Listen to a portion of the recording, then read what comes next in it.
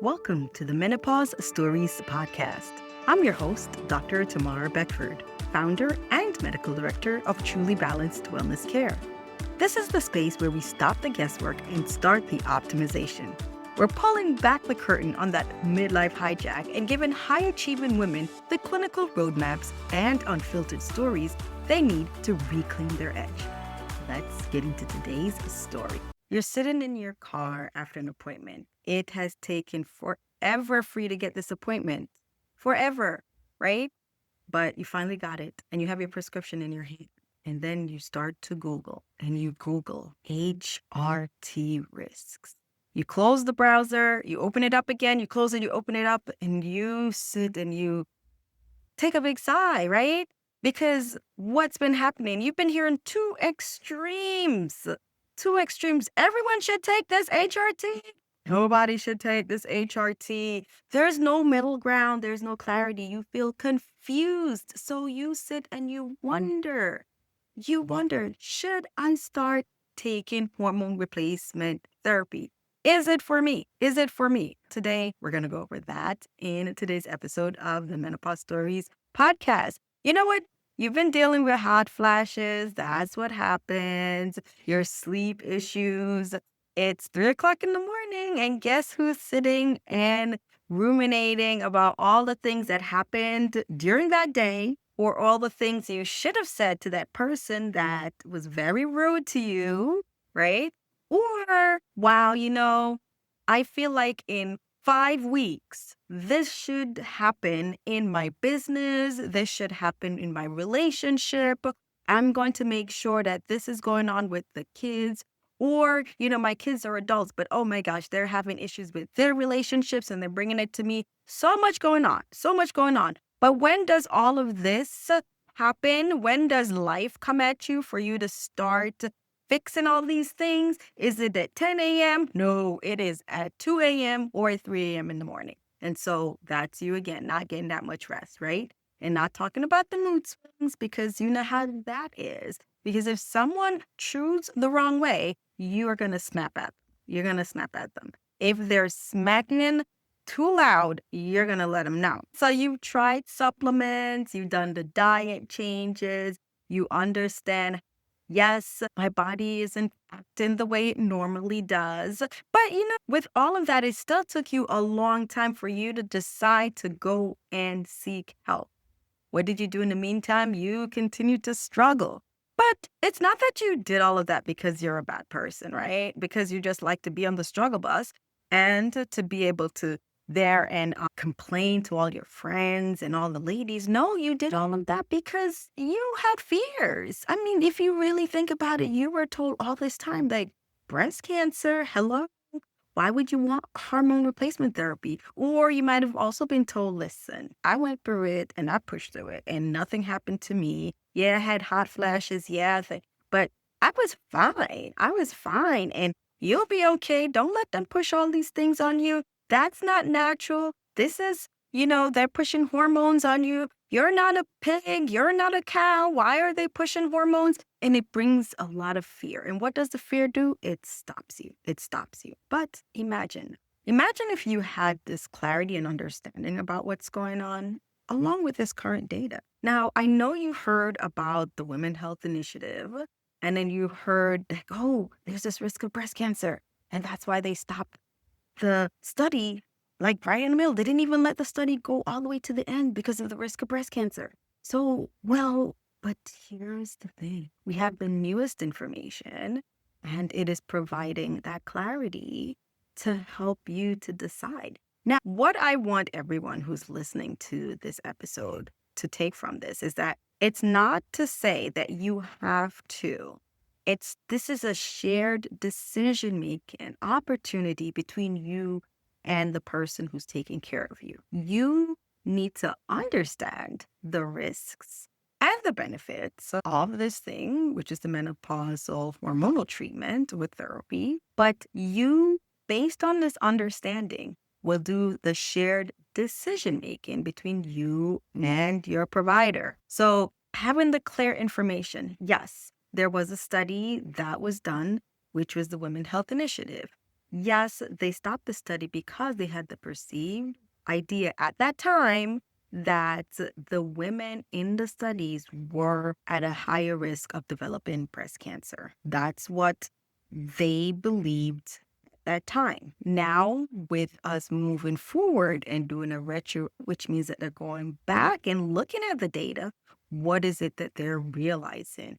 One, the type hormone that they had were not bioidentical hormones, in that it was a synthetic estrogen that they were using on the women. Synthetic versus bioidentical. Bioidentical means it is similar to what your body naturally produces. That's part one. Part two, the women in the studies were older, a lot older. And therefore, the risk factors that for cancer, that they even now, when they look back, they realize that there is actually more of a risk reduction than there actually is the risk for certain cancers, such as there is a risk reduction for colon cancer. There's a risk reduction in heart disease that happens if these women are on this thing, which is the menopausal hormonal treatment in a timely fashion. So now, having some of this clear data, what this should do is to help you to make decisions with your provider in a way that when you step out of that office, and if you do have their prescription in hand, you are not sitting wondering if I should or should not be filling this prescription, right? All right, and let's talk about hormone replacement therapy. So what does it does? It's helping your body to replace what your body is naturally losing.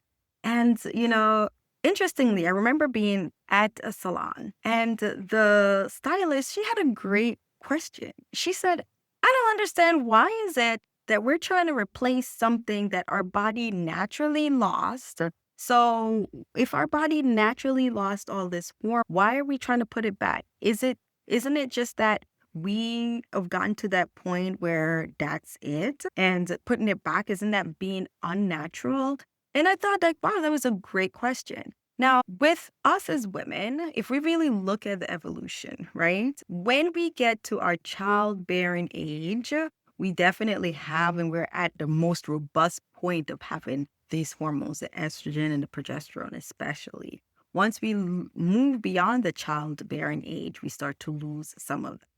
Now, when we think about some of the women in our yesteryears, like, there were some women who they might not have made it to 50, right? We're looking at some women who might not have made it to 60 or 70. So when we have some of these women who might, like a majority of the population, not making it to that phase, then yeah, it will be like, well, what is the point? The women are not making it that far anyway, because they're dying in their 40s. You're an old maid, a spinster by the time you're 40. But now look at us. We are living to our 80s, in our 90s, right? So at least average age of in the 80s. When we lose our hormones in our 50s, and even as one of my colleagues says, when you are postmenopausal, your male counterpart has more estrogen in their body than you do in yours. That's how low you are. You are at zero, right? We run the risk of having all the detrimental things happen to us that estrogen helps to protect.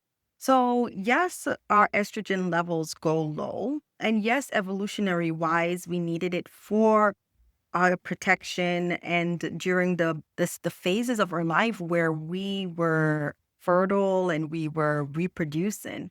But we also know now with the studies that there's so much more to estrogen than just reproduction, right?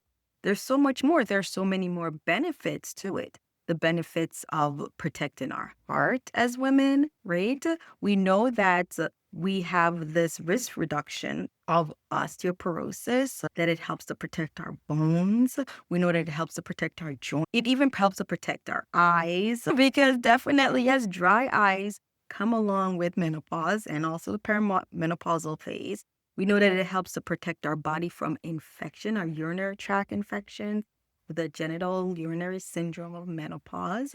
So we know that there's so many more things. With this additional information, what we sit and have to decide is, do I want to invoke my right to get these protection, or do I want to not do it? And the thing is it's your choice. It is your choice. You have the ability to choose. But one of the things that we want to do as women, and especially also as those of us who have been blessed to have the extra knowledge, to be trained in healing and helping, is that we want to provide you with the information so that you're making the decision from a position of informed consent. You're making that decision from the position of being informed in that, yes, I now know this information and I choose ABC. With this information that I have received, I choose. This episode is brought to you by Truly Balanced Wellness Care. Most high-level women are told that their lives are normal while they're struggling to lead through brain fog and fatigue. At Truly Balanced, we don't settle for not sick. We architect for peak performance.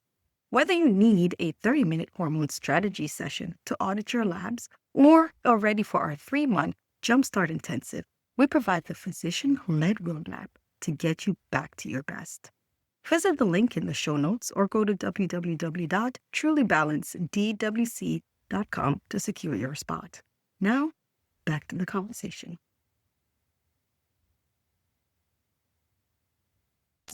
XYZ. You need to be able to make that decision, right?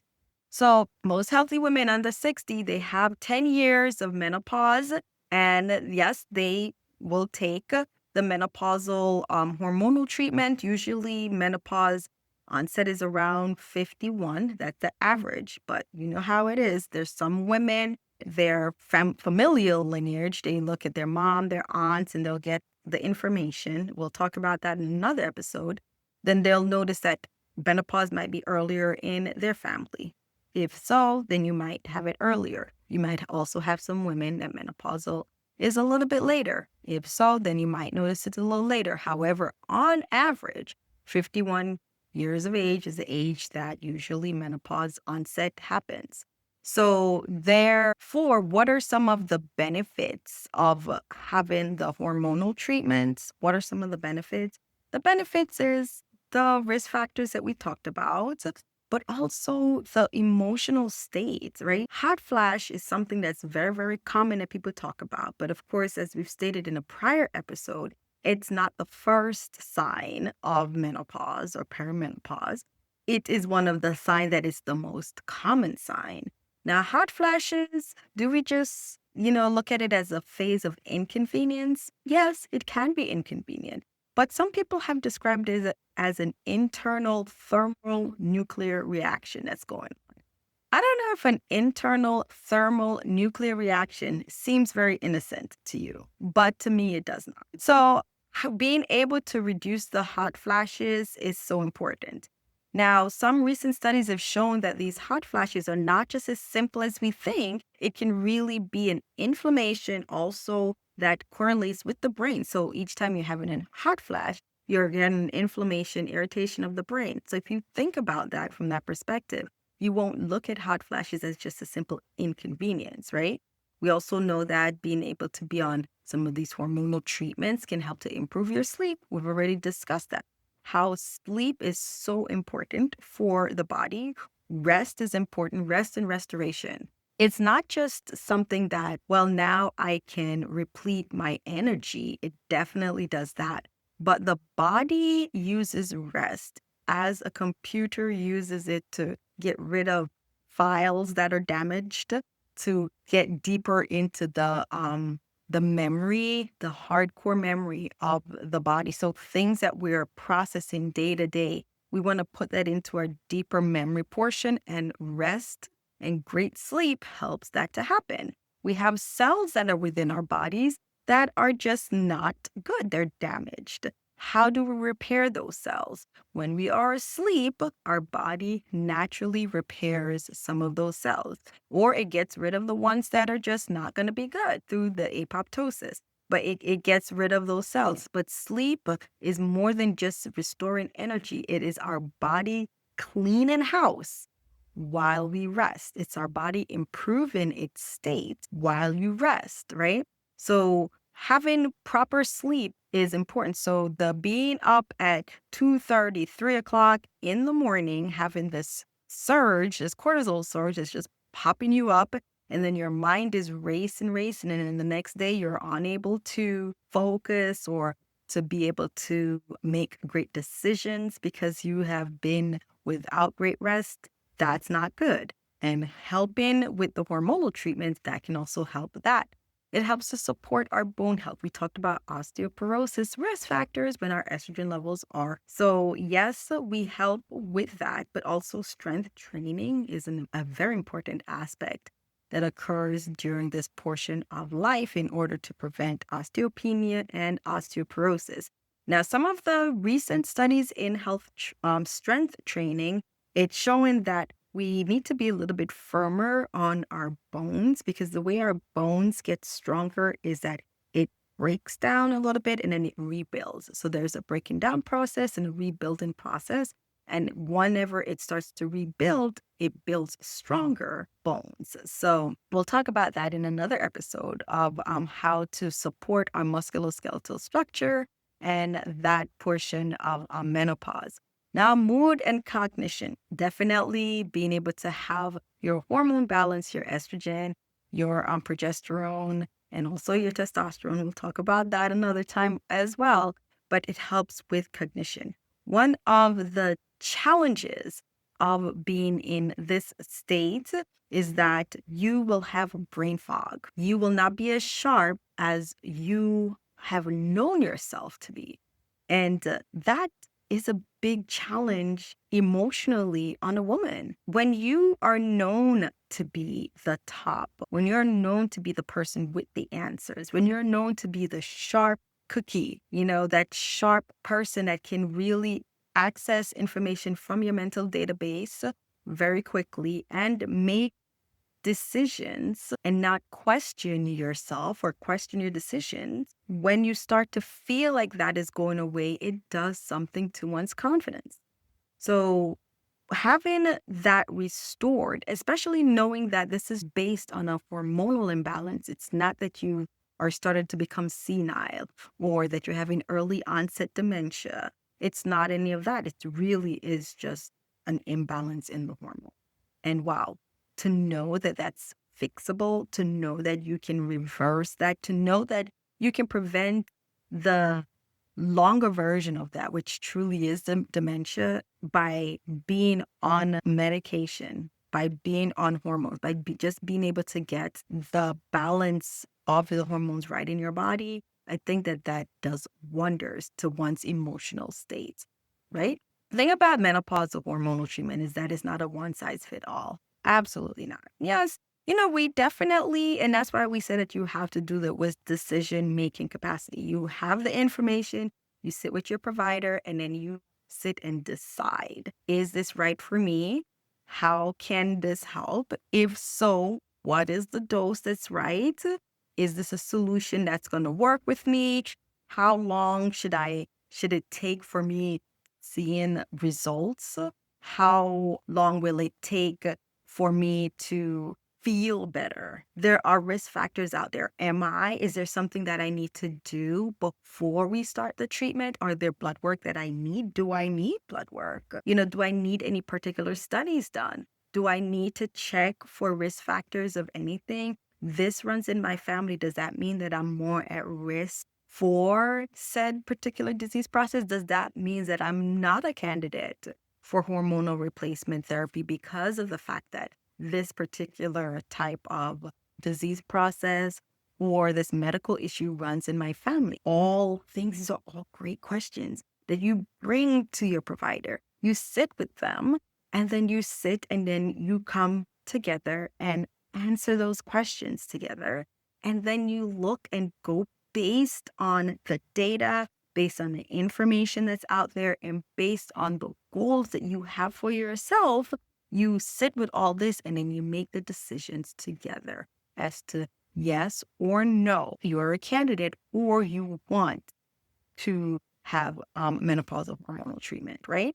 So you definitely take all of this into consideration. The important thing about this is that you know that this is not something that, yes, you just throw it under the bus because everybody wants to be on menopausal hormonal therapy, but it's going to cause everybody breast cancer. We know that that's not true. Or no, I don't want to be on this because I've just heard this or that. This is a decision that you sit with your provider and you go through the risk factors, you go through the data, and you do this from a point of understanding, right? Now, decision making, it's not easy, but it's necessary because the risk factors, such as you having risk factors for heart disease, risk factors for osteoporosis, risk factors for dementia, risk factor for having a life that's just not feeling fulfilled, it's definitely not what you want, right? So imagine you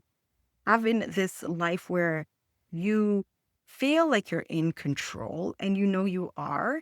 Imagine being able to be in a state where you are with your provider and you feel comfortable with whatever decision that's made. Know that there's a life of not having to deal with hot flashes, not having to deal with mood swings, a life where you feel clarity, a life where you look in the mirror and you recognize that woman again, a life where you can step in your office, step in your clinical space, step in whatever it is that you're doing with confidence and know that, yes, the person that I knew, she's back and she's back with full force. If this is something that you're looking for, or if you are looking for someone to help to support you on your clinical journey through menopause, I would love for you to reach out. Would love for you to reach out. We have a free menopause clarity call. Go to Truly Balanced Wellness Care website. That's www.trulybalancedwc.com and fill out for that complimentary call. I'm Dr. Tamara Beckford, and I would love to be able to support you on this journey. We'll catch you next time. You've been listening to the Menopause Stories podcast. If today's conversation hit home, don't let your story stay stuck in that midlife hijack. Head over to the show notes to book your strategy session and to join the movement of women redefining their power. I'm Dr. Tamara Beckford. Stay optimized, stay bold, and I'll catch you on the next episode.